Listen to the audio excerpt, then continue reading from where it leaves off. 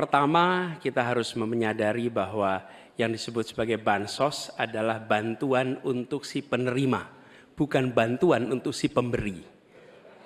Karenanya, dia diberikan sesuai dengan kebutuhan si penerima.